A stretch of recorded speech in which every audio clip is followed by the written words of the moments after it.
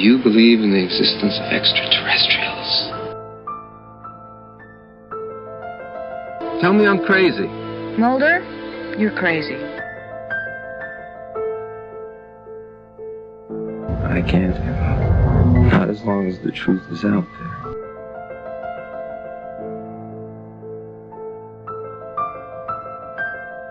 I want to believe. Welcome to this episode of the X-Files, with me, Mark, and my co-host, Becky. Hello. Good to have you on again, Becky. So we're covering another 4 episodes. So we've done 2 of these already. So what we're covering tonight is episodes 9, 10, 11 and 12 of season 1. So that is, sometimes the numbers get confused, but when I say 9, I mean space. And the other episodes are Fallen Angel, Eve and Fire. Okay, so we'll start with space. I'll just briefly recap that. This was written by Chris Carter, directed by William Graham, and first broadcast in the US on the 12th of November 1993. And essentially it's kind of what we see is a kind of flashback sequence showing a past mission and plus going on, but also interspersed with that is a more recent mission showing images coming back from Mars, showing that famous Mars face kind of picture. It was a mountain on Mars that looks a bit like a face, and we also see Colonel Belt, who's like head of sort of operations in NASA, talking about it just being a natural phenomenon, but we see him dreaming of this past spacewalk where he tells of. He starts talking about someone being out there with him, and he sees and then we see him wake up from the dream, and he sees the Mars face on the ceiling, sort of coming towards him. Which is all very mysterious. But then we also get Mulder and Scully kind of get sucked into this by getting a call from one of the underlings of Colonel Belt, who's called Michelle Gennaro, who's concerned about potential sabotage, and Mulder and Scully go and look into it, and they've got their suspicions about what's going on. That's kind of, without getting to the end. I mean, we will spoil this. Let's repeat, we spoil these episodes. It's just the nature of it, so that will happen. But the sort of intrigue is around Colonel Belt, really. So. Just to go into this one often gets ranked as one of the worst episodes ever, just to give it some context. And it comes at the bottom of lists. I mean, it often is the winner as the worst X-Files episode ever.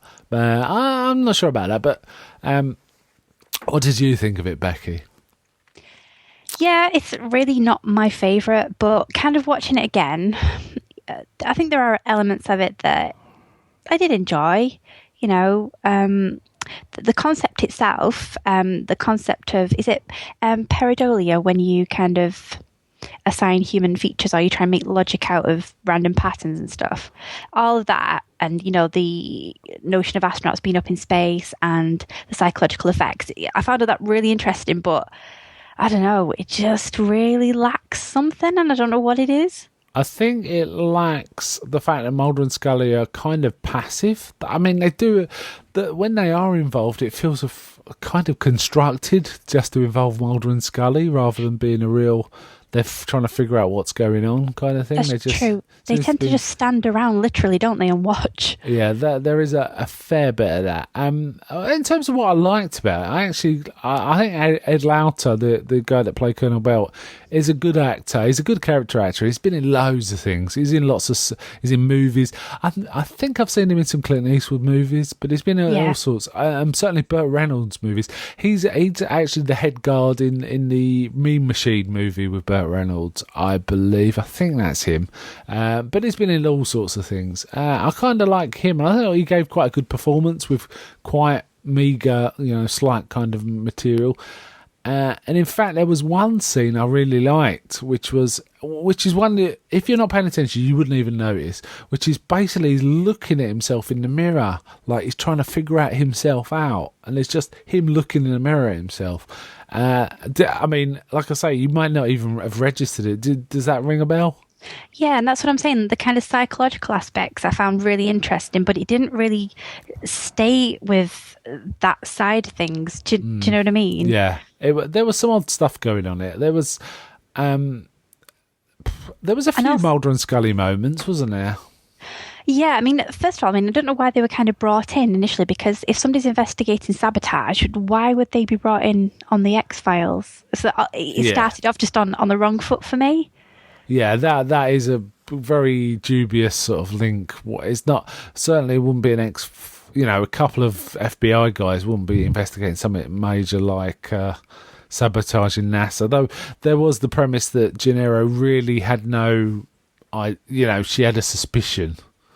And that was it, and she wasn't that certain, maybe, but it was kind of, there was lots of things wrong with this episode. It almost felt like a first polish of a script in terms of plotting, and didn't get beyond that, in that some of it really wasn't thought out. I did like the whole Mulder being like a bit starstruck. Yes. Yeah, I really like that. And Scully got the opportunity to make fun of him.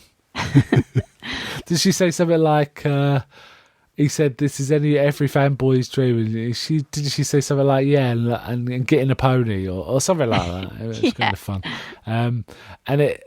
One thing that did make me laugh was when Mulder starts rattling off all the conspiracy theories about the space program. It was all fake, and this, that, and the other, and sort of Scully's just sort of smirking at him because he's going for all these conspiracies. The problem was they wasn't that involved. No. And so it kind of felt like a standard cop drama rather than a X-Files, really, even though it was like NASA. I did like some of the music. Yeah. And the face was, the thing is, I think Chris Carter just saw this face and thought, well, how can I use this face, And it kind of felt like they're just contriving stuff.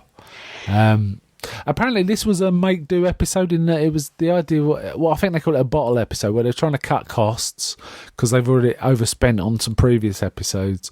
But it did turn out to be the most expensive episode of the series in the end because of the NASA sets. So that was a real backfire.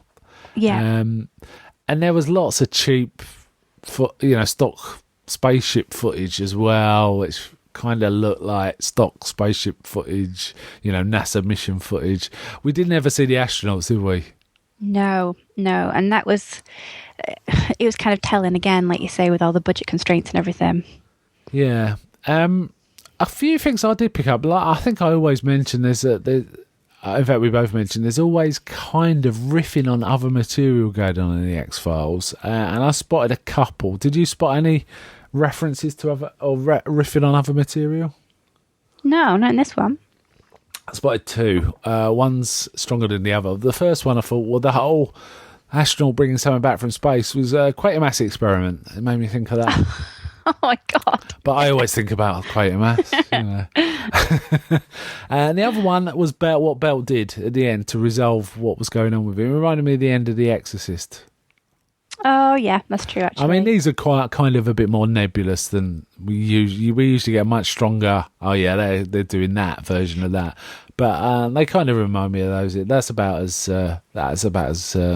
close as I get. There were some really stupid scenes in this though. The thing is, it kind of was more interesting when it was inside Colonel Belt's head.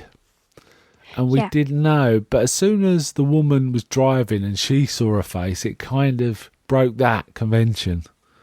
It made no sense as well. It made no sense. And she and the weird thing is, she crashed her car. She turned it over, I believe, and she had blood on her. And Scully's a doctor, but they just yanked her out of the car. And she went on to work. It's like, whoa. If I have an accident, I hope someone takes me to sort of ER, or you know what I mean. It's kind of. Anyway, that was a bit odd. She was walking around with blood on her head, and it was like something out. But you see that in the 70s. You don't see that in the 90s dramas. It's a bit odd. And at one point, she even said, "I saw her face while driving in the fog," and there wasn't any fog, was there? It was driving rain. It was like, wow, I haven't even got that bit of continuity right. And there was a few other things that bothered me. Like they kept lying about the mission for no obvious reason. Like they said, it was like the mission went without a hitch when there obviously was there was a hitch. We saw that. Whereas all they had to say was the mission was successful. Yep. So that seemed like pointless, like adding to the conspiracy angle, but a bit pointless. We also got Mulder and Scully kind of running around because someone was down in the basement and it was just some bloke had wandered in there. So that was kind of, yeah, all right. Yeah. I think there was lots of mistakes, bad judgment calls in this episode. They even tied in the Challenger, didn't they, at one point? Yeah. The challenge, which I thought was a bit distasteful, actually. Yeah. And then the intimation being Belt was kind of sabotaging things, but also really wanted the mission to succeed. As if he was possessed by the spirit. But then I think if they had gone down the psychological route and all the little touches that you've picked up on, and it wasn't as obvious as it kind of made out whether it was something that was in, possessing him or whatever, or if he'd actually seen something and brought something back, or if it was all in his mind with the sabotage, that could have been a really nice way to do it. Yeah. And it's so much more, it would have been subtle and it wouldn't have had such a huge budget. You wouldn't have had the effects and the face and things. I don't know. I just, like you say, it kind of seems like it's gone through several writers to me. Really? I felt like it just hadn't quite been polished. Yeah, it did feel like they were trying to throw in a lot of different ideas without really thinking them through. So possibly it was almost like one guy gone into a room, got a load of ideas and come out and written it in haste. That's kind of how it felt. And that might have been it. Chris Carter wrote it and he knew he needed a bottle episode, so it might have been just that. Exactly that. They even have Belt kind of redeem himself by kind of recovering and telling Mulder of all people how to get the astronauts back safely. And that led to a few things. A, doesn't anyone else in NASA know how to do this? And B, why is he telling Mulder? Is it because he's there? Maybe it's like, it's a bit silly. Just because there happens to be a face-like mountain on Mars, it's kind of not much of an excuse for an episode. There's a bit of Mulder and Scully good stuff that kind of made me laugh. Mulder being starstruck was really it. And I actually think it's probably right this be considered one of the worst episodes, actually. This was pretty poor. Having said that, I still enjoyed it. And when we get to rating it, and which will probably be shortly, to be honest, I think this is quite a bit. This particular episode is still quite a lot better than a lot of shows on TV now. So it's all relative, isn't it? It's all relative. Yeah. I don't think I've got much more to say about it. It was pretty poor. Poor. Anything else? No. Let's get to rate it then. What would you give this one out of 10? I think I'd probably give this one a 5. And I thought it had some, like I say, interesting ideas that just weren't executed well enough, basically. But like you say, it's a bad episode in a kind of a great series. So, yeah, I think I'd be that 5. does make it look bad. I'm going to be a lot meaner than that. I'm going to give it a 1 out of 10. Wow! Yeah, I really thought it was... And I'm kind of basing the score on... I try and think about, is this a top 10%, top 20%? I use that for my scoring. And to me, this is a bottom 10% kind of episode. So it's a little mean. It's kind of a fixed scale based on percentages rather than sort of overall quality, perhaps. But I found it a really poor episode. But you know what? If I had nothing better to do for 40 minutes and this was on telly, I'd still probably watch it. That's what I mean. It's watchable. That's why I gave it a 5. Yeah. But even so, it is a pretty bad episode. Okay, let's go on to episode 10. Now, this is Fallen Angel. This was written by Alex Ganza and Howard Gordon and directed by Larry Shaw. Originally aired on the 19th of November 1993. Now, this is kind of, in terms of its core plotting, it's kind of was reminiscent of Conduit and the pilot in some ways. Because it involves aliens and woods and stuff like that. But in this, it appears something crashes in the woods with a bright light in Wisconsin, and a military radar station picks it up. but there's a man in charge called Colonel Henderson who tells the operators that it's a meteor and, their equipment's reporting faulty and they should report it as a meteor. But then we see he's up to no good, and he's it turns out he's like a fast response reclamations expert in the military. And he activates something called Operation Falcon to reclaim the fallen angel. And there's all sorts of sinister things when he's making phone calls. He says things like, "We'll get it this time," and stuff like that. But Mulder and Scully come into it because Mulder's sort of alerted by Deep Throat about it. And he goes off and sort of examines it. We'll talk about the story as we go. It's got a really interesting start, I think, this one. Yes. We get the light in the woods, and a policeman sort of radioing in, but his radio being a bit faulty, or the signal's quite not there. And then you get kind of almost like an Evil Dead shot of something approaching him, don't you? Yes. Getting in his face, and his face lights up and stuff like that. And then we see Mulder. It's kind of a really nice sort of. I'm trying to think how it goes. We see Mulder sort of prepping, but as a voiceover from Deep Throat, sort of like he's talking to someone, and then it cuts to an earlier scene where it's Deep Throat prepping Mulder. So there's a really nice transition shot that really gets Mulder into the action really fast, but gives us plenty of information. So it was a nice bit of TV making there going on. Yeah. And then we see Mulder prepping. He's got his black leather jacket. He's getting a bit James Bondy. Isn't he? But he's not James Bond, so he gets caught pretty much straight away. It's kind of funny. And there were some nice shots in this. I think there was some really good artistic work in this episode throughout, actually. Now, funnily enough, this episode had the lowest ratings of any episode up until season 9. So this was the lowest rated episode right up through to season 9. In some places I found mentioned that it is the lowest rated episode ever, but I checked the ratings, episode by episode, and there were some in season 9 which were lower than this. So this is kind of the springboard where things really took off. However, I think this is a low one because the one, Space was the one the week before, so I think a lot of people may have been turned off by Space. Yeah. Hence this one had a low rating, but it was a pretty damn good episode, actually. I'm showing my cards a bit there.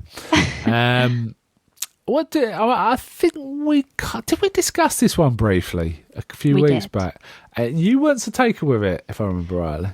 No, because I thought it kind of it kind of retraced its steps, like you say, with earlier episodes that I did, elements of those that I didn't quite like. But as it went on, and the end of this particular episode, I think is fantastic. Yeah. I think this episode grows on you, and I just like it. Also, well, we'll get into it in a minute, but there's things in it that reflect on Mulder in particular that I thought was really interesting too. It's got it's borrowing a bit from Predator, isn't it? Really, it is. We've got the invisible alien that's, and we also get like a fisheye lens view of the alien, first person view of the alien, which is like reminiscent. It reminded me of Alien 3, where you see from the alien's point of view. The Xenomorph's point of view, and we get the sort of the thing is, this is kind of from the military point of view, whereas Conduit was from like normal people being abducted point of view and stuff like that, wasn't it? So this was like military acting to try and catch this thing going on. We don't see much of in terms of the spaceship or whatever it is that crashes, do we? They're more interested in catching the life form, it appears. There's some nice composite shots going on where, as Mulder's getting ready, there's a news report going on about there's a toxic spill, so the residents are asked to leave. So it sets up all of that. That first scene is really nicely set up. A lot of info gets put in there without it feeling like exposition or info dump, and it's cut together really nicely. It's very tight and very kind of streamlined compared to Spaced. Watching them back to back, you can tell the difference straight away in kind of the plotting and just how it's filmed. Yeah, I also like the fact I like Deep Throat being in it. I mean, Deep Throat's always kind of fun. They're my favourite kind. In this first season so far, it's always my favourite kind of scenes when he just drops in, because he really just starts to kind of expand that universe. Yeah. I also like the fact that he puts a clock on it, which always adds to the tension of any if you put a ticking clock, like I think Hitchcock said, if you put a ticking clock in a room or a ticking bomb or whatever, it adds to the tension. And he basically says you've got 24 hours maximum before the site's all cleaned up. So that kind of puts a deadline on for Mulder. But, Mulder gets caught straight away anyway, which to me leads to one of the most interesting scenes in the episode. He gets thrown in a cage, like a chicken wire cage, and he finds himself next to this UFO geek called Max Fennig, who is a real motor mouth, isn't he? He just starts talking away about JFK and all sorts. And I did like the fact that Mulder was kind of looking at him like, wow, am I like this? Is this somewhere? It was basically Mulder was looking at a crazier version of himself. It was kind of funny, and you could see he wasn't comfortable. No, and he kind of took on Scully's character a little bit there, I think. Yeah. And then when Mulder wakes up, he's gone. And then Scully turns up. I think we see a silhouette. It's a nice shot. We see You can tell it's her because of the shoulder pads. And after the haircut's finally settling down, it's becoming more the same each week, isn't it? And we get Mulder's first quip of the episode, which is, "I didn't know there was room service," he says. And Scully then says that, it's a crashed plane and there's possibly a cracked plutonium case, and he said, it's just that you don't believe that, do you? It's kind of Mulder's response. Also, as they interact with Max, they keep crossing paths, don't they? He shows kind of signs of previous abduction. He's got like a scar thing behind his ear. Mm-hmm. But then Scully notices he's got a lot of meds that are like I think she says antipsychotic medications. Yeah. Which he's a good character though. I kind of like Max Fennig. I think he turns up a few other times. Yeah, 2 more times, I think. And he kind of precedes the lone gunman, doesn't he? Yeah. Yes, he does. Yeah, and that out of these 4 episodes, there's at least one other instance of someone who's kind of preceding the lone gunman too. We'll get to that when we get to that episode, though. It does make me think he's kind of if you had an evolution of Mulder, then it's Max, and then it's basically the tinfoil hat wearing crazy homeless guy. It's kind of that level of they belong to that continuum. It's kind of that. I did like there's also these elements of like the we see the cop killed at the beginning, and they find his widow, and they're kind of saying we'll find the truth for you. You deserve the truth, and she says, I can't afford the truth, because they threatened her with like taking away his pension, and that's a really quite touching scene, And we kind of see in sort of was it Mulder that says we'll find the truth? I'm trying to remember. Scully's there as well. No, it's Scully that says you're entitled to it. Yeah, and it's kind of cool. And then one bit that confused me is they all kind of gravitate towards this warehouse, and I didn't quite see the continuity of that. Basically Max kind of wandered there, and Mulder kind of went there with Scully, and we see Mulder interact with Max for one last time inside the warehouse. Scully happens to be conveniently outside, and all these military guys turn up, and they don't just go through the door, they blow a side of a building out. No messing about. But we do see Max getting sort of taken up, don't we? Kind of raised and a light around him, and Mulder's the only witness. As usual. As usual, yeah. So, as you said, you had problems with it at the beginning, but it kind of grew on you? Yeah, it was definitely growing on me. And I loved, like you said, the kind of military aspect. And how you got it. You saw it from that kind of angle, and Mulder just he's kind of witness to their terminology and the things they say, and it's all very kind of insidious and kind of combined with Deep Throat's little clues at the beginning and at the end. It's quite a dark episode, really, and hinting at not only conspiracy but that there's something really dark going on. Indeed. There was a nice touch in it. You know, the military conspiracy seemed to be thorough, including with their own crew. There is a scene a bit later on where one of the operators, the same operator we see at the beginning, who sort of reports the crash, starts reporting another fast moving object coming in and stuff like that, and then it's not the colonel, this Henderson this time, it's one of his subordinates says, no, that is a meteor. You were reported as a meteor. And she said, well, okay, the meteor seems to be hovering 800 metres above a small village in Wisconsin. That made me laugh. That was funny. It's all, you know, it doesn't just end with Max being taken up. I think you kind of hinted about what's to come. We get a really good ending. Mulder, basically a committee are after closing down the X-Files, aren't they? And they pull in Scully and question her, and you know she don't believe it. And then Mulder gets to go in, and he really does give him a piece of his mind. It's a really good scene. Really good scene. Yeah, it's a really kind of great monologue from him.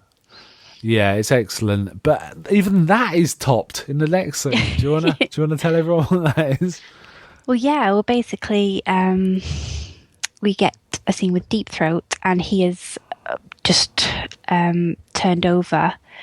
Mulder's kind of, what do you call it when he's... Well, they want to close down the X-Files, don't they? But they're also getting rid of him. Getting rid of him, yeah. They want to get rid of completely, because they had like legal proceedings against him because he went against protocol. But that's been overturned, and we get a really nice little, you know, as usual, we always seem to get these great quotes from Deep Throat. And at the end, to the section chief, you know, he says to him, you know, appreciate your frustration, but you know that Mulder's work poses a unique dilemma.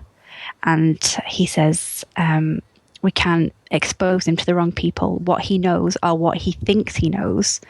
And I thought that was an excellent line. Yeah. And that just really opens up so many questions. You know, he says, keep your friends close, but keep your enemies closer. So again, we always thought that Deep Throat was a friend to Mulder. Yeah. And this gives him a very kind of dark edge. And I think it's the first time you see him in that light. Yeah, and I mean, the thing is, he may still be protecting Mulder. We really don't know. Exactly. But that's the thing, we don't know. We just don't know what Deep Throat's game cryptic, is. yeah.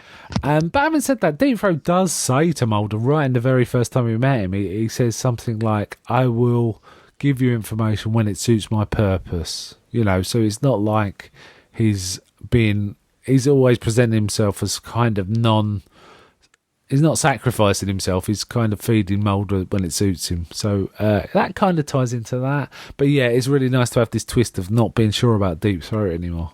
Yeah. And where is that? And of course, because we witness him in this other conversation, we kind of not sure, but you know, he could be doing that just to keep Mulder around. You know, because he wants to help Mulder. Who knows? I really liked it. I really like this one. I'd really like the comment that Mulder said to the committee, which is, how can I disprove lies that are stamped with an official seal?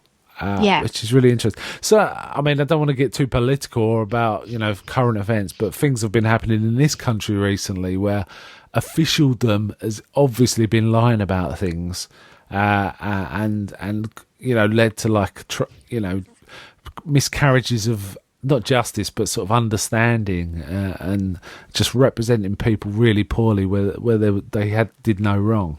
And that kind of rung true. When you hear Mulder say that, it kind of reminds you of that does happen, doesn't it? Oh, yeah, completely. Yeah. Is it great writing in this episode, though, I think? Yes, particularly the writing really stands out, as well as some great camera work. So...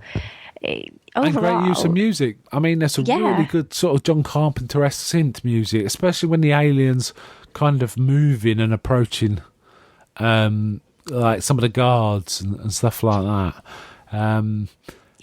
We never really find out about the nature of the alien, other than he's got some sort of, he's intelligent, he's got some sort of cloaking device, and he can kill. Or he or she can kill. But I think that suits the kind of nature of the episode perfectly.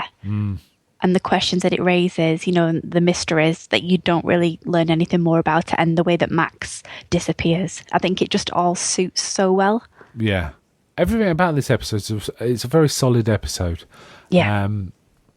And when I watched it, it was like a real relief after watching Space. So I was kind of taken aback when you were like, I kind of got the feeling that you didn't think it was all that, and I was kind of taken aback. But you know, I can kind of see why, because it's so similar to some of the others we've already had. Yeah, that's the case. And on the back of Spaced, and also, to be fair, I watched it in like three separate occasions. Oh, okay. I didn't watch it all the way through. Right. So I think that's, it started off very similar to the others, whereas obviously it built, and so I'm wrong, I'll admit it. Like you say, though, the writing was really good, and I did like the fact that you can get the quality of the writing when they just put in the odd line, which just by being there really fills out what's going on. And I'm thinking specifically when Colonel Henderson's on the phone and he says, "The alien, it won't get away, not this time."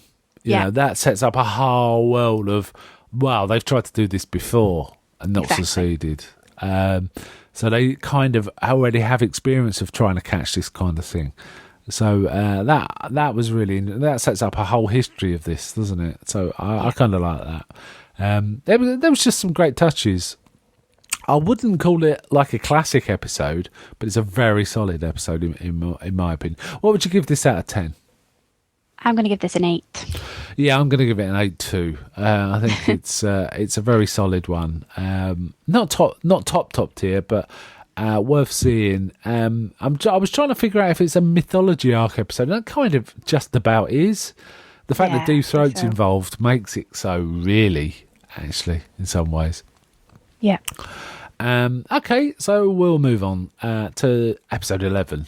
Now, this is Eve. Let me just get this right. I believe there was I'm just checking the dates for there was a bit of a break, because the one we just discussed was on the 19th of November, and this was on the 10th of December, so there was like a 3-week break between the episodes. This was called, as I say, Eve. It was written by Kenneth Biller and Chris Brancato, directed by Fred Gerber, and on the 10th of December 1993. Now this starts with it's a very odd start. A little girl standing on a sort of suburb, a corner, and a jogging couple who appear to know her. I think they know her. Ask her if she's okay, and she just says, Daddy wants to be alone. And when they go see him, he's sitting on a swing, but he's dead. And then it kind of escalates there. We'll talk about the plot as we go, I think, on this one. Interesting start. It was kind of a bit of a shocker, and he's got these marks on his neck as well, and he's been drained of blood. So exsanguinated, yeah. Yeah, I don't know about you, but the first thing I thought was vampire. Of course. Funny enough, that never gets mentioned. No, not once. Mulder immediately sees it as possible indication of alien abduction. And we get sort of Scully having a laugh about it, really, because it's the first thing he thinks of. That's his go-to, for everything. And it's kind of interesting when they go visit to see the little girl. She doesn't want to talk to Scully at all. But as soon as Mulder talks to her, she lights up and starts talking about lights in the sky and men from the red lights in the sky and men from the clouds, which feeds into Mulder's own sort of belief system quite strongly. And she even uses the word exsanguinated too, doesn't she? Yeah. Which kind of freaks him out. Now, can I ask, did you take that as a sign she was somewhat telepathic or something? Because she was like picking the words he'd used in a different scene in a different place. Or do you think it was just coincidence? At the beginning, it really kind of throws you. It's kind of like a MacGuffin, like several different ones. Like you say, with how clever the show is that it doesn't even mention vampire once. I thought that was a nice little touch. Yeah. And then the way, like you say, she describes exactly what he wants to hear. Yes, I did think that at first that it could be something to do with her reading his mind, whatever. But also, I don't know, I thought maybe it was kind of a case of that it was actually an alien abduction. I kind of went down that route. It really steers you in that direction, and it's something completely different. Well, usually X-Files episodes have Mulder come up with some theory. Everyone's got to kind of roll their eyes or, whatever. And he comes out to be usually right. I like the fact that he kept coming up with theories in this one and got proved consistently wrong at each time. It made me laugh. I mean, there was at least two. The first one was the sort of alien aspect of it, which proved to be wrong. And his second theory was the little girls are under threat from adult psychotics versions of themselves, which turned out to be wrong again. So it's kind of, he kept getting it wrong. It's kind of fun that way. Yeah. And it kind of then, the mystery really ramps up. They go and examine a similar case, which happened in, they thought it was 3 hours different, but when they work out the time zone, it was like exactly the same time. And when they get there, the daughter of the dead man looks just like Tina. So essentially, and by the way, these girls are named after the wives of the writers, just so you know. So Tina and Cindy, the wives of the writers on this. And then the little girl, first little girl, gets kidnapped by a dark figure, which is very, very tense. I found it very tense and exciting. So, was it in the middle of a storm? I was trying to remember. I think it was, wasn't it? Yeah, and that kind of led back to when she mentioned about the clouds and, with the men coming out of the clouds and all that, and kept me back to the kind of supernatural. Like you said, with the vampire at the beginning, like that kind of idea. So it really does have you thinking it's several different things. Yeah, I mean, I've seen this one before, but it's been a long, long time, so I honestly could not remember what happened. So it was kind of a real pleasure revisiting this one. This was one of those. Some of them I remember really bizarrely. I remember Space really distinctly, but this one I didn't remember. And this is a significantly better episode. I think because so little happens in Space that the few shots you remember are kind of striking, whereas this was like loads of stuff that was interesting.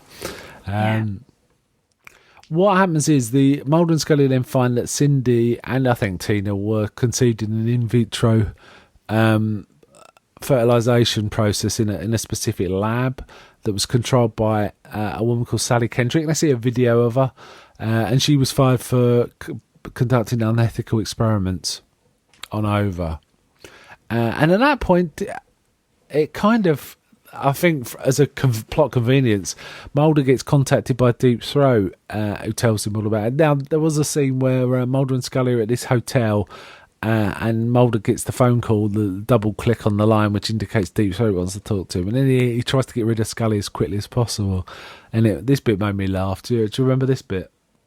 Well, he says, have you got a girl coming over? He's like, what's a girl? What's a girl? He says, what's a girl? Which is an interesting kind of prelude to Fire. It is, yes. It does tie into Fire. I think it's just coincidence, but it kind of...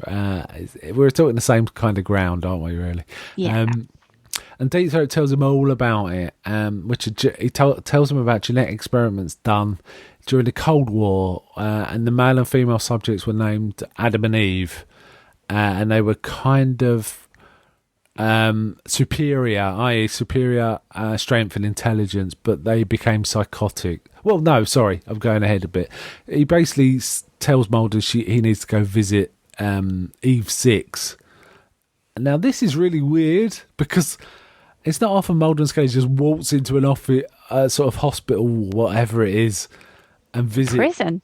Well, yeah, with someone who's called Eve 6. That seems like a really odd thing. And it seems like I guess the idea is Deep Throat gave them whatever they needed to get there. Yeah, that's why he says, that don't worry, you'll be able to get in. I've sorted it.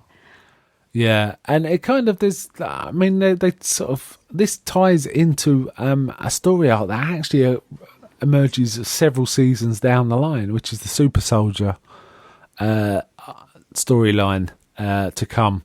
It doesn't emerge until I think season 6 or 7, but it kind of ties into this. Now, the scene with Eve 6 in the installation. What do you think of it? Really intriguing.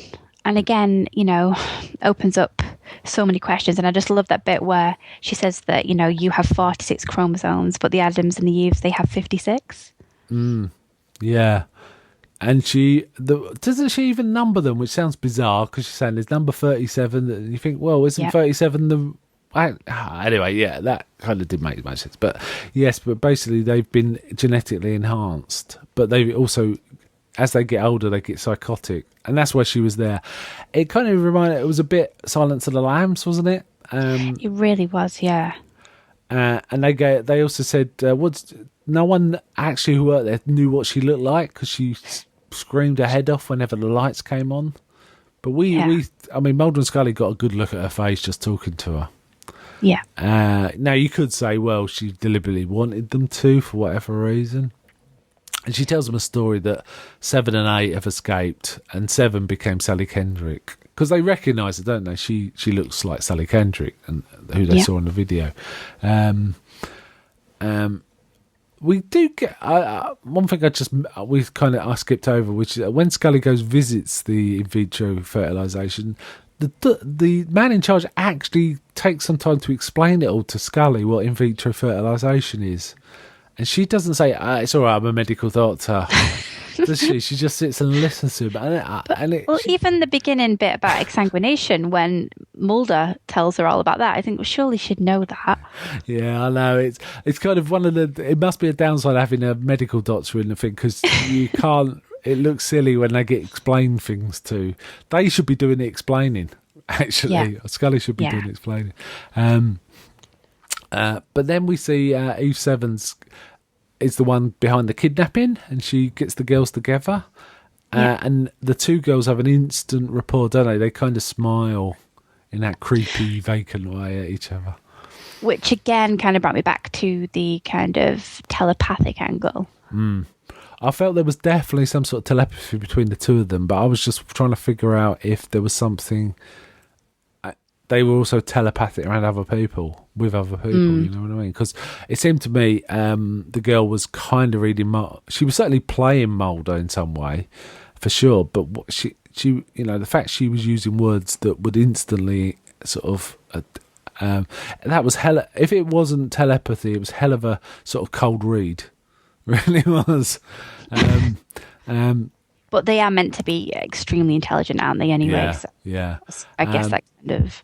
Now, they're actually talking about the Adam and Eve stuff. One thing that got me thinking was, okay, we got these Eves. Firstly, where's Eve 1 to 5? And where's all the Adams? And then I started thinking, well, Mulder's very intelligent, isn't he? No, well, he's not very super strong, though, so maybe not. But I was thinking along those lines. I was starting to see things that weren't there, really. No, that's a really good question, though. Like, where are the Adams? But I mean, they have, heightened psychosis and violent tendencies, unless they kind of... She says, doesn't she, that they have an increased kind of aptitude for suicide? Yeah. So... Yeah, I think they do mention that some of the early ones did kill themselves, actually. So that might be... So unless, not to kind of generalise with men, but unless it was a kind of a violent thing, if the males were more violent, I don't know. It was just a minute earlier or something like that. Anyway, Eve 7 starts explaining this to the girls, doesn't she? She says she'd hoped she'd fix the problem with them, but when their fathers were murdered, she realised she had to intervene. And then I think she says the line of, how did you coordinate it, or something like that. But they keep saying this creepy line together, we just knew, they keep saying. But then it turns out that they've poisoned E7 with, what is it? Is it belladonna or something? Foxglove, I think. Yeah, digitalis, isn't it, I think? And it's kind of green. I don't know if that's really true or whatever, but for the purposes of this episode, it's kind of a green mush that they kind of show for the poisoning. And then Mulder and Scully arrive, and the girls claim that E7 was trying to talk them into a mass suicide, which they believe wholesale. It kind of fits with the MO and everything. Because they've already seen, the Nutty Eve 6 already, so they kind of read that, Now, just to go back to the actress playing the older Eves, what did you think of her performances? Great. Really good. Yeah, really excellent. I mean, she gave basically three different performances. You know, she was a psycho in one, a sort of much more considerate and caring Eve Seven, and it's never explained how she's not psychotic. Actually, She says, doesn't she, that because obviously the girls say that they've kind of cultivated the poison themselves. They've been growing things in the garden or whatever. So she says that she's kind of taken a lot of pills to try and keep it at bay. Oh, okay. So she's actively using that intelligence and whatever to try and keep it at bay. So it's quite sad, really. I thought that bit with her, that was quite. Yeah, it was really good. It was a great piece of acting. I think she deserved something for that. Some sort of award. It was a really good performance, and she gave three performances, and the last one as Eve 8 right at the end. You could tell it was a different woman again, It was good enough, even on a very slight sort of thing that you could say that's different from Eve 6 and Eve 7. It's a different person. And now they stop and get drinks, and then Mulder realises the girls are trying to poison him. I think he sees a little smudge of a ring of green where the cup holders were, and he goes out. He doesn't want to let on, so he accidentally, on purpose, knocks Scully's drink out of her hand. And then, but the girls immediately realise. I mean, that was nice. It didn't try and sort of play down to the audience. You had to work that out just watching it. The girls were that clever, and I kind of like that. And the girls run away, and then we get a really bad loop over from Scully. You don't even see her lips move, but she says, "We haven't drunk enough to hurt us," or something like that. It's like bit of bad film, TV there. And then these little girls are incarcerated along with Eve 6, all in the same place. Yep. Yeah, which is very nice. And then when Eve 8 turns up dressed as a doctor. Now they already explained that no one had ever seen Eve 6 because she always hides her face, so no one realised who she was. She looked just like Eve 6 when she turned up. And Eve says, "How do you know I was going to come rescue them?" And they just say, "Together, we just knew." I really enjoyed this one. I thought it was a really good episode. I think it's my favourite of the four, actually. Oh, okay.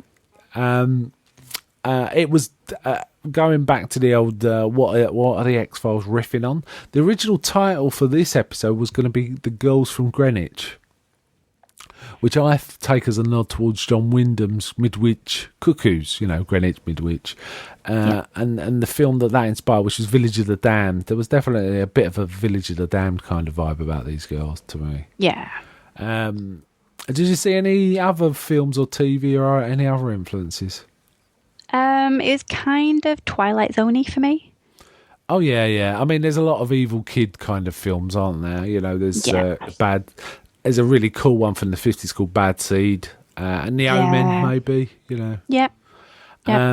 But I also saw there was a definite vibe to me, or a nod to me, was a film called Boys from Brazil, which was about kind of cloning, but I got, this mad Nazis cloning Hitlers around the world. And in that film, they're all children, but they're obviously not, nice, happy children. They kind of got an edge to them, kind of thing. Yeah. And it kind of reminded me of that. Have you seen that film? No. I think if you see it, you'll think of this episode for sure. And look, I think we already talked about where they go visit Eve 6 is a bit Silence of the Lambsy, a bit. Yeah. In fact, this episode inspired an influence of its own. There's a band that's called Eve 6, named after this episode. I don't know what they're like, but there was a band out there called Eve 6. Apparently the drummer really loved the X-Files. So there you go. I did like the fact they kept changing tack. It was pretty cool. Yeah. And it didn't feel contrived, did it? It kind of made sense, step by step. Yeah, it felt very organic, but it was a really nice kind of self-referential episode that kind of a little nod and a wink to the audience all the way through. Yeah. There were a few scenes I thought were a bit weird. There was one bit where we see one of the mothers Mulder and Scully talking to her, and she says she's no daughter of mine or something like that, and she starts ripping a picture of her up and throwing it in the fire. which didn't make much sense because we don't know why this woman feels this way. I'm assuming they told her that the girl had killed her husband, but I don't think they said that. Well, yeah, I think they must have done. And the fact that it isn't, she was inseminated, really. It wasn't her child. Do you know what I mean?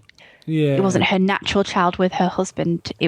She was basically a surrogate mother to this child, whatever you want to call her, that killed her husband eventually. So I could see why they told her that.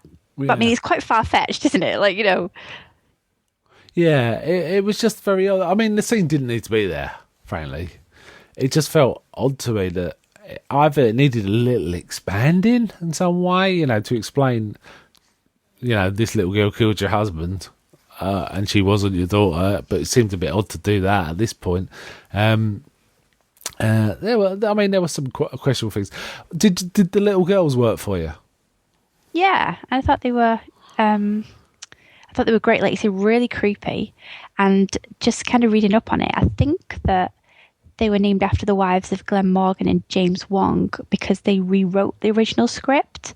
Because Kenneth Biller and Chris Brancato were freelance writers who pitched the idea about experiments being conducted on sets of twins initially. Right. Which is quite a different concept, but that's quite interesting. I didn't realise that. I didn't realise it'd been rewritten. Yes, you're right. It is the names of their wives, isn't it? Yeah. It left some unusual questions. I still can't, to this day, figure out why the little girls would use such a bizarro method to kill their own fathers. And what happened to the blood? Who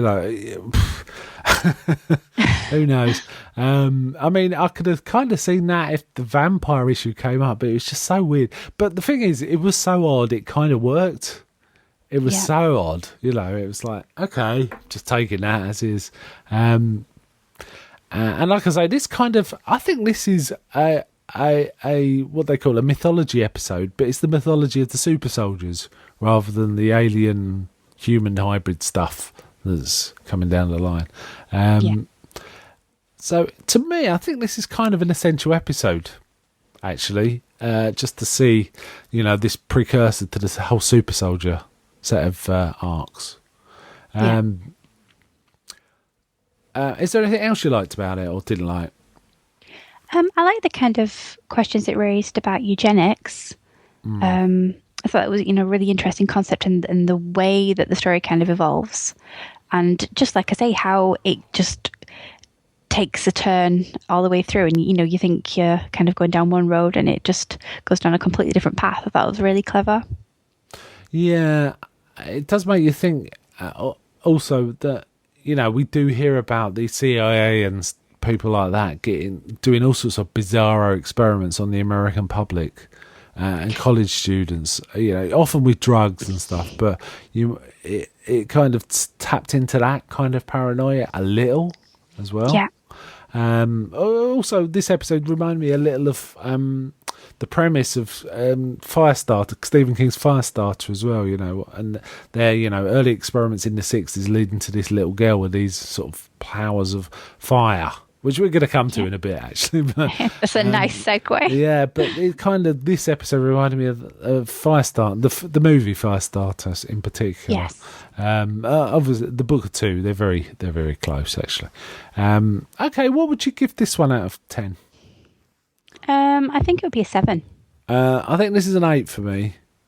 Though I wouldn't argue with a 7. That seems quite good. I have to say the performance by, what's her name, Harriet Harris as the older Eves, I thought was really outstanding. And I just like the fact you just didn't know where this was going.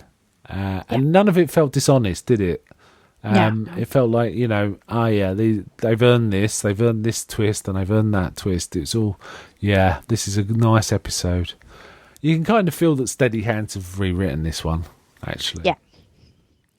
Okay, that leads to our last episode. Episode 12, Fire.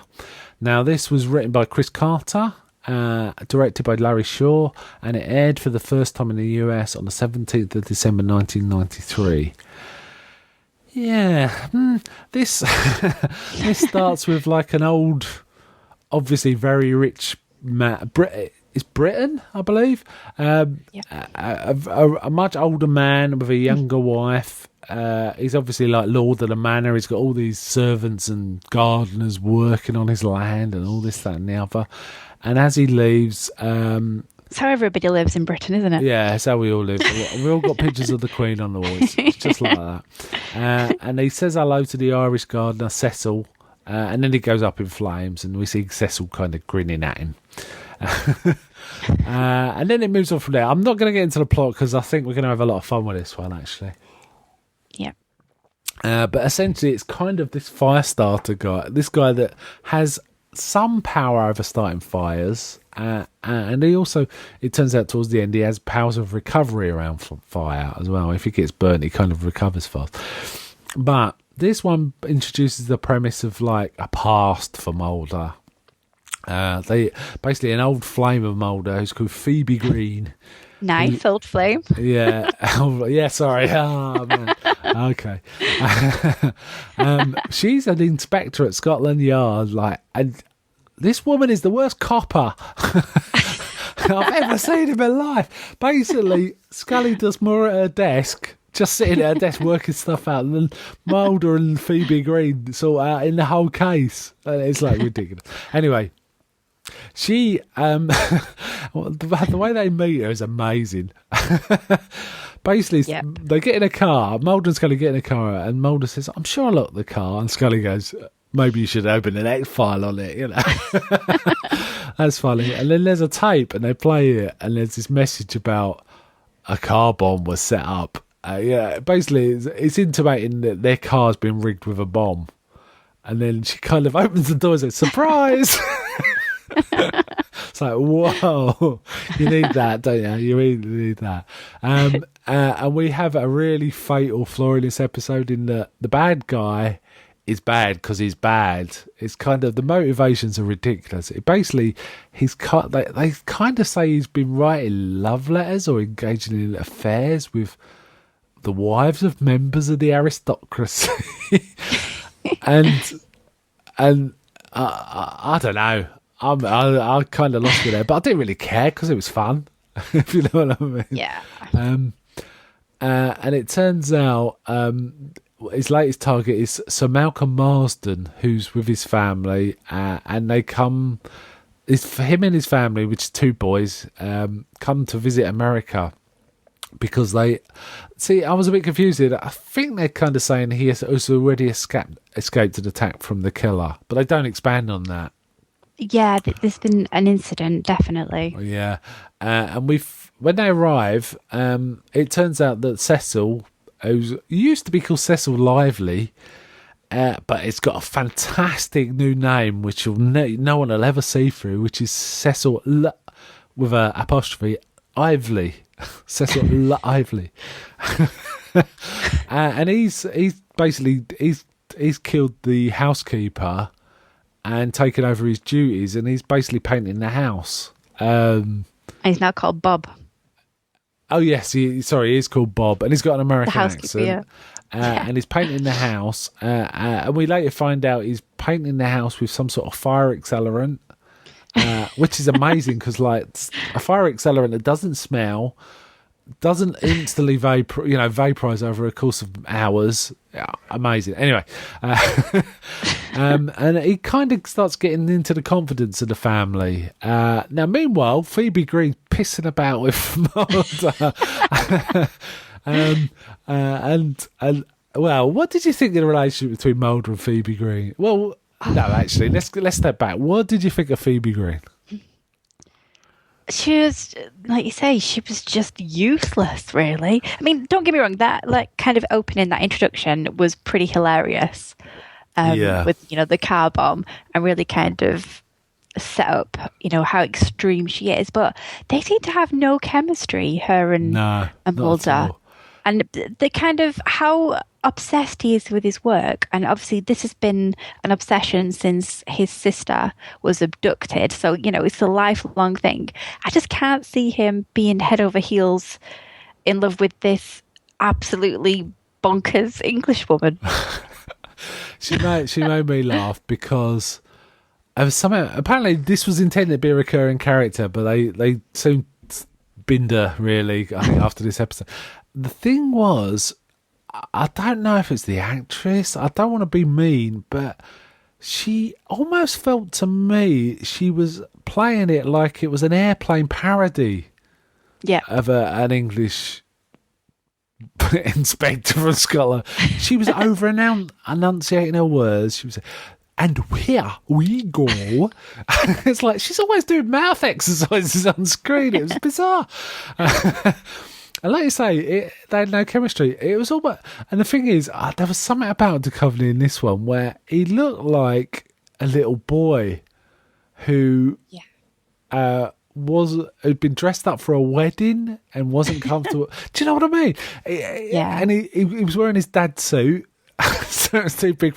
It's hard to explain. I mean, sorry, I'm talking about a later scene, but there was no chemistry between them at all. And there was some nice writing. I kind of like the writing about Sherlock Holmes. You know, this is a free pipe problem. That was kind of fun. And then she intimated they had a bit of nookie on Arthur Conan Doyle's grave. Which is like, well, okay, all right, okay. And some people have suggested that in this one, Scully's kind of jealous, but I think Scully was being extremely restrained, having to deal with those pair. Frankly, it's like you know, it was like I would have said, shut the fuck up, and, you know, go get a room or something, you know. Leave me alone. And it was funny that the fact that she was saying, oh yes, he's a good man, the bodyguard's a good man and all this, and she never once kind of checked up on him. And and even when they were driven to this ball by this guy, and not once. She just got out the car and went about her stuff. She didn't think, who's this fella? And at one point, Scully requests a photostat of the man, and so she doesn't even know what he looks like. Oh, it's a man. It was properly mad, this episode. It was a bonkers one. There was bits in I liked. Cecil was evil for evil's sake, really. He was proper pantomime. And I liked him. I don't know. I mean, I love Mark Sheppard because he is Crowley on Supernatural, and he's like one of the best things about that show. Oh, I don't watch that, so I don't know him from that. There's only two places I know this actor, and he's very distinctive. Is this, and he played someone in Firefly, like a dodgy sort of fence in Firefly, and he was really good in that. He kind of reminds me of James. What's his name? The Irish fella that's in everything. I can't remember his name. James Nesmith. James Nesmith. Oh yeah. Just have a look at him. Yeah. But he's really good in this. But it is properly pantomime when he does things like, you know, you got a bit of a cough there, and then as he walks away, he says, "Maybe it's the cough syrup," kind of things. I was like, wow. And he's been giving this guy fire accelerant as cough syrup. Yeah, I think that's what was kind of intimated. It's like, whoa, this is nuts. And at one point, he's in a bar, isn't he? He's like in a bar, and he's talking to this woman. He's doing quite well. She's kind of interested in him, and then suddenly he sets his own hand on fire. And burns down the bar. And is he supposed to be keeping a low profile at this point or something? I'm not quite sure. Yeah. And he spoke with his natural accent, and she survived. And it was English, and all this. The whole Phoebe and Mulder thing is like, I think this would be a good episode to watch if you wanted a few friends around to have a drink and a laugh. It's kind of, whoa. This one may be a good one for a commentary, frankly. Yeah. I have to say the music was quite good. And the fire effects were really good. Yes. Now we often sort of talk, well, pretty much every episode we talk about what influenced this. I think I mentioned Firestarter already. I also very recently watched an episode of Kolchak the Night Stalker from the 70s, and there was an episode called I think Firefall, involving a ghost that's also pyrokinetic, and some of the scenes in that actually reminded me a lot of scenes in this. And I don't know if Chris Carter was referencing it directly. I know Chris Carter really likes Kolchak, so it's possible. But they did look kind of similar. But it is kind of its own beast, this one. In some respects, this guy... have you ever seen any episodes of Millennium? Oh, yeah. Yeah, Chris Carter's other sort of serious project. In some respects, this guy, when he was being serious, and there was a really good scene where he was serious, he reminded me more of the villains from Millennium than the X-Files. Yeah. You know what I mean? It was the scene in particular that I thought was really good and kind of unsettling, was where he's talking to the little boys and he's showing them tricks with cigarettes, and he starts saying, why don't you try one? You know, be a real man. And it's like, oh man. And it felt like you were watching the start of some sort of abusive relationship. That was quite uncomfortable and quite good for that reason. And that was great in terms of proper drama. But most of this was kind of pantomimish to me. But fun. Very fun. Yeah, definitely fun. I did like when he set the bar on fire. It was very cool but silly, you know? It's kind of like that. I also like the fact Cecil Lively as the bad guy. It just makes me laugh. And I quite like the kind of reveal that Mulder's kind of has a debilitating fear of fire. Yeah, I think pretty much everyone's got that, though. Yeah, I know what you mean, though. Yeah, he had a bad experience. It was quite interesting, though, that, you know, how you got that whole kind of scene between him and Scully, and how he's, you know, really annoyed with himself that he couldn't save the day, when obviously the real killer had kind of you know, rigged everything so he would be the hero. Yeah. And when he saved the children in the hotel. Yeah. And I just thought it was a nice touch to add that kind of a bit more characterization for Mulder. I think in all of the kind of the strange scenario with her, and, you know, it talks about playing with fire with her, and, you know what I mean? Yeah, he says the line, Phoebe is fire, at one point. There is a very funny scene where they obviously didn't have the money to do a full ballroom scene, but we see Mulder standing outside with Phoebe Green, and she looks pretty good. She's in a ball gown, and honestly, his tuxedo looks like he's been sick, or he's borrowed it from his bigger dad or something. it just didn't look comfortable, and they have this really clumsy bit where they're kind of dancing, and then Scully comes across it and sees them. It's like, and you know, it's like, oh, for goodness sake, Scully's like just turns around, and like I say, Scully's been doing all the work, and they're like goofing about. In fact, at one point, Scully phones him up and says, "Shall I come there?" And he goes, "Well, I kind of got my hands full." It's like, oh, for goodness sake. You want to give him a slap at that point. There's one character in this we haven't talked about yet that felt to me like a real precursor to The Lone Gunman, which is they visit a lab guy who knows all about fire. His name's Beatty, I think. And he really loves fire. He says things like, it's a demon poetry in fire and stuff like that. He was fun. I like that scene. That was good. I'd like to see him more, but I think this is the only one he was in. He may turn out. I can't remember for sure. No, he was really watchable, because normally those kind of scenes are quite dry. Yeah. And they will get in the scientific information. And because he says to Mulder when he's looking over at Phoebe, and he says, "I wish I was in your position right now," kind of thing. Yeah, he's good, that character. He's kind of, like I say, a precursor to the Lone Gunman, really. He says things like, "I've seen fire bend round corners, bounce like a rubber ball. It's just got a certain genius." He's going on like that. It's awesome. It really makes me laugh. And one of the things I liked about this episode was it kind of showed us Gillian Anderson's acting abilities here. I mean, she could have really done Scully in full eye-rolling, tutting mode, but she kind of underplays it. In fact, I think she's more peeved about Phoebe Green, because Phoebe Green kind of treats her like she's not there, or, an underling, or, not important at all, rather than the fact she's kind of flirting with Mulder. So I like that. Yeah, I think she had to underplay it, though, really, against the caricature that is Phoebe Green.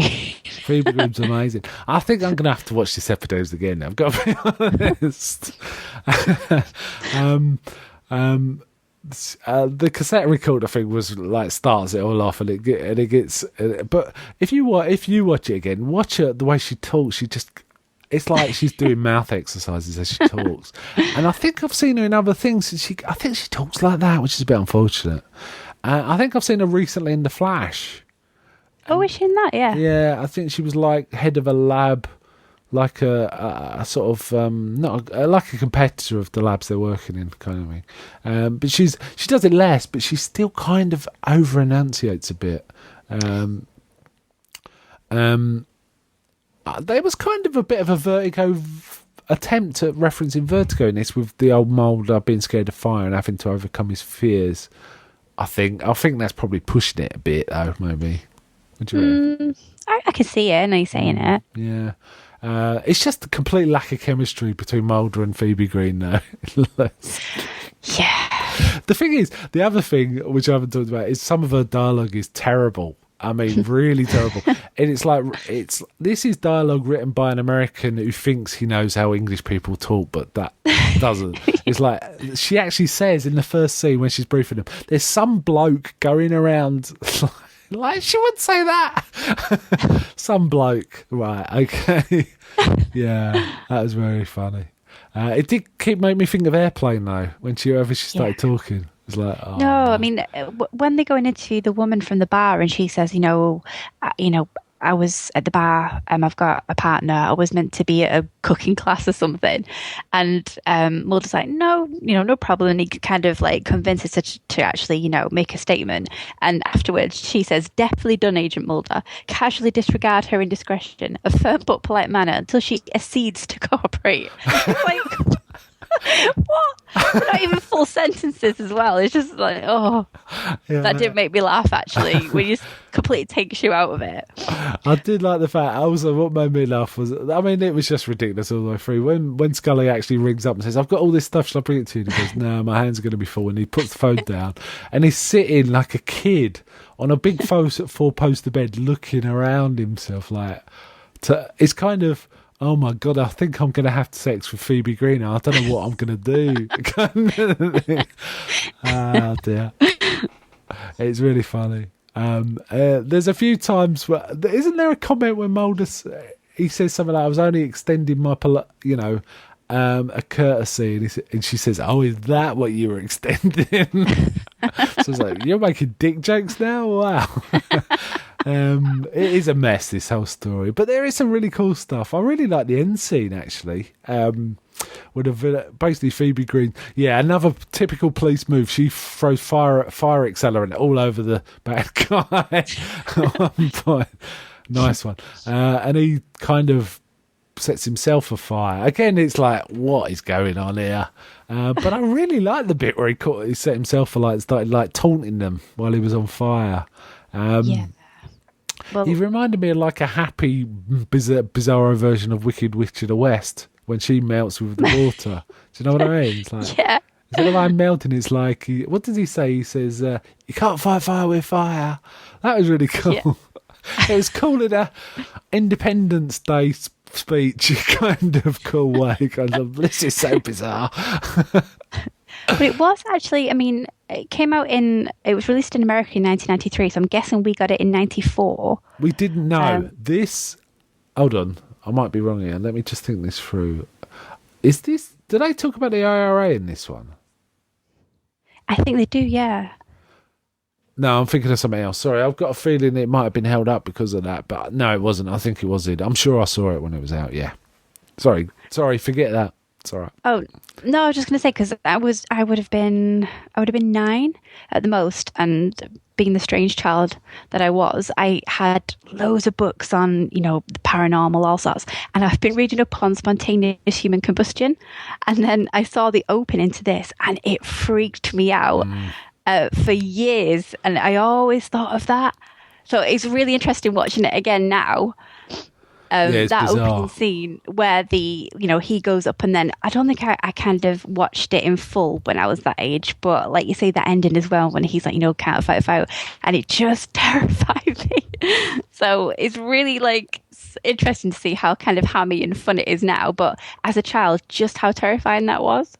Yeah, it's a very effective and memorable scene for sure. As is the end, where he's all burnt to a crisp. Yeah. And he says, "I'm just dying for a cigarette." That was really cool. I'm trying to. This could have had a sequel. I don't think there was one, but it's kind of lent itself to sequel material. I kind of wish there was more Phoebe Green episodes now, just to watch in disbelief. I think. Do you think we've made this sound more fun than it actually was? No, it's a joy. Like now you've said it, and we've had talked about it. I really want to go and watch it again. Yeah, I kind of do too. It's like I'm gonna watch it and go, whoa. I think if we ever like all get together, we're gonna have to sit and watch this episode. Yeah. It's a lot of fun. Okay, I'm trying to think if there's any other. There was lots. I made quite a few notes on this, but I think I've gone through them all now. Phoebe Green is amazing. It's really something to watch. Is the way I saw it. I haven't said that it was a kind of a terrible episode, but it was very entertaining. And now I've talked about it, my score's gone up quite a bit actually from what I was going to say. What would you give this out of 10? A 7 for comedic value alone. Wow. Well, I was going to give it a 3, but it's gone up to a 6 for me because actually, you know what? I was entertained. I can't complain about that. Okay, so that kind of winds this set of 4 up. So in 3 or 4 weeks, we'll be coming back to you in the next 4. The highlight for me, I think, is one you've already mentioned, Becky. You said you were keen to watch, which is Beyond the Sea. Is actually the very next episode, isn't it? Yes. I'm really looking forward to that too, and it's kind of a famous episode in some respects. I think this is one of those ones that put it on the map, along with like Tombs. It's that kind of level. But there'll be 3 others as well. So thanks for coming on, Becky. It's been a real pleasure. And so, bye from us, and remember, they're watching.